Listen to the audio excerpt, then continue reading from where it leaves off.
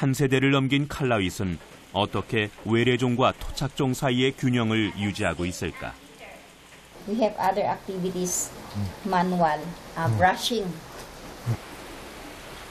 낯선 생물들의 생존을 위해 체계적인 매뉴얼을 가동하고 있다는데 We have the crocodile, we have the mouse deer, we have also the natality and mortality of both animals.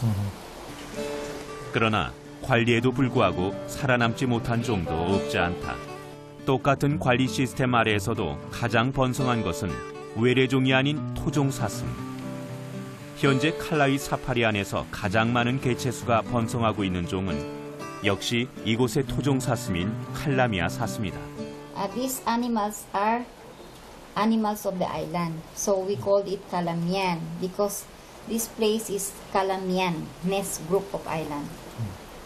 여기에서 연구된 결과도 어떤 모델 케이스가 돼서 아프리카 동물의 어떤 그 생존 전략 또는 아프리카 동물들에 대한 특징을 연구할 수 있는 그런 모델이 될 수 있을 거라고 생각합니다.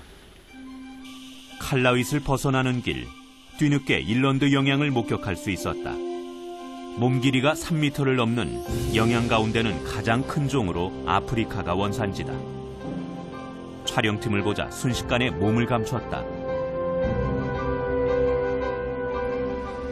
칼라윗을 벗어나 인근의 천연 생태계를 관찰하기로 했다. 어느새 어둠이 내리고 잠시 차량을 세우고 쉬는 사이 재밌는 현상을 목격했다. 카메라를 향해 사마귀가 날아들었다.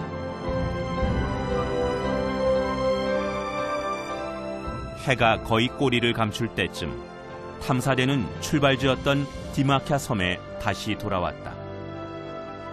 때마침 수만 마리의 박쥐떼가 먹이를 먹으러 본섬으로 이동하는 광경이 목격됐다. 이곳 디마캬 섬은 바로 박쥐들의 서식지였던 것이다. 그런데 이곳 박쥐는 다른 곳의 박쥐와 여러 면에서 다르다. 보통 동굴이나 어두운 곳을 서식지로 삼는 것이 일반적인 박쥐의 특징이지만 이곳에서 박쥐의 서식지는 나무다. 게다가 대부분의 박쥐는 야행성으로 알려져 있지만 이곳에선 해가 있는 동안에도 날거나 이동하는 박쥐가 관찰된다.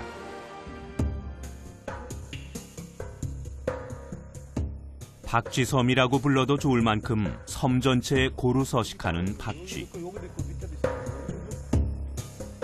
숙소 인근의 나뭇가지에서도 나무에 매달린 박쥐가 발견됐다.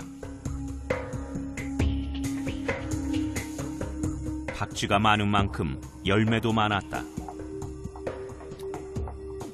과일 박쥐의 주식인 열매, 바로 무화과 일종의 열매였다. 채식으로 인한 허기라도 느끼는 것인지 잠시도 쉬지 않고 끊임없이 열매를 먹고 배설을 하고 있었다.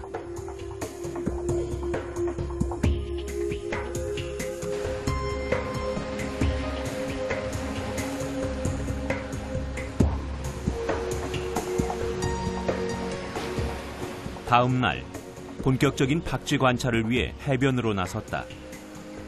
박쥐들은 밤 동안 여러 섬에서 먹이를 먹고 새벽에 서식지로 돌아와 쉴 곳을 찾고 있었다.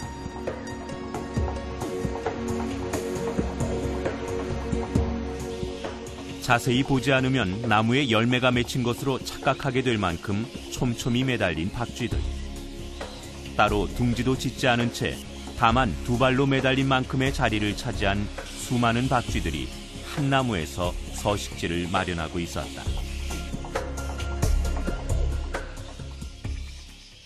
네, 보통 박쥐들은 그 육식성인 경우가 많은데 그 육식성인 그 박쥐와 다르게 이 난료우의 그 특성은 그 섬유질인 과일들을 먹고 있습니다. 그래서 이들의 배설물은 보시는 바와 같이 약간 묽습니다. 육안으로 보기에도 물기가 많은 배설물. 박쥐에게 나무는 식량 공급처였다.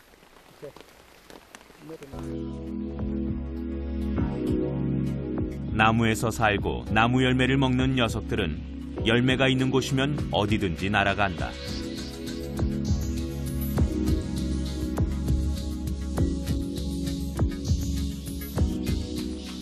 주거와 먹이를 나무에서 해결하는 녀석들은 왕성하게 번식해 섬 전체를 자신들의 영역 아래 두고 있었다.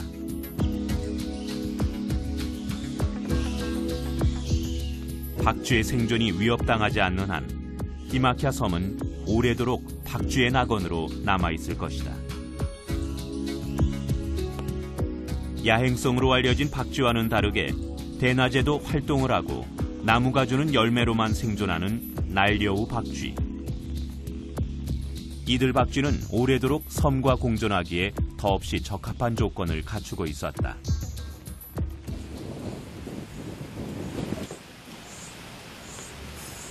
섬에는 박쥐만 사는 것은 아니다.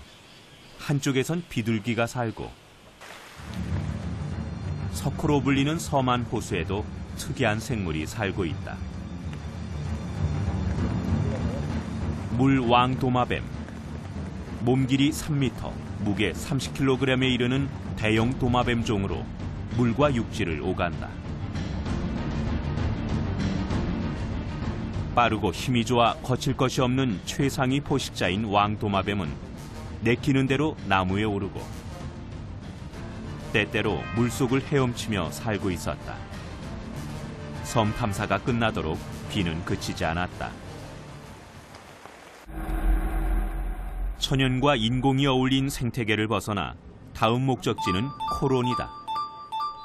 코론에 오래 거주했다는 한국인 동포 신재남 씨. 바닷물에 사는 물고기가 이제 민물에 사는 물고기를 이제 서로 이렇게 다니면서 볼 수가 있는데요. 망둥어, 고비라는 거.